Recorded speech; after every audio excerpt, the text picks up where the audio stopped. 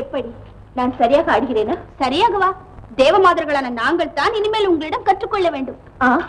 அவ்வளவு நன்றாகவா நான் ஆடுகிறேன்? அதில் சந்தேகம் என்ன? உங்கள் அழகையும் ஆட்டத்தையும் பார்க்கும் போது பெண்களான எங்களுக்கே ஒருவித மயக்கம் ஏற்படுகிறது என்றால் ஆண்கள் கண்டுவிட்டால் அவர்கள் கதி என்னவாகுமோ? எந்த அசுரகுமாரன் கொடுத்து வைத்திருக்கிறானோ? எதற்கு?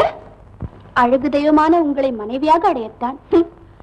எனக்கு கணவன் ஒரு அசுரகுமாரனா? தான் என்ற அகந்தை கொண்டு தன்னை தவிர வேறு தெய்வமே இல்லை என்று நினைக்கும் அசுர குலத்தில் பிறந்தவனா எனக்கு கணவன்?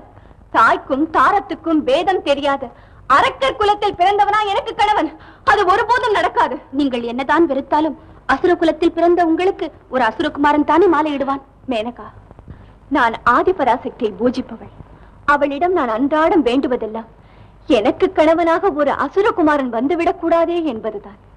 அம்பிகை சகலலோக மாதா என் பிரார்த்தனையை நிறைவேற்றி வைப்பாள் என்ற நம்பிக்கை எனக்கு திண்ணமாக இருக்கிறது. ஆஹா, நீங்கள் ஆதிபராசக்தியை பூஜிப்பவரா? அதுதானே பார்த்தேன். என்ன, ஆதிபராசக்தியை பூஜிப்பவர்களுக்கு அபரிமிதமான அழகு வரும் என்று சாஸ்திரமே கூறுகிறது.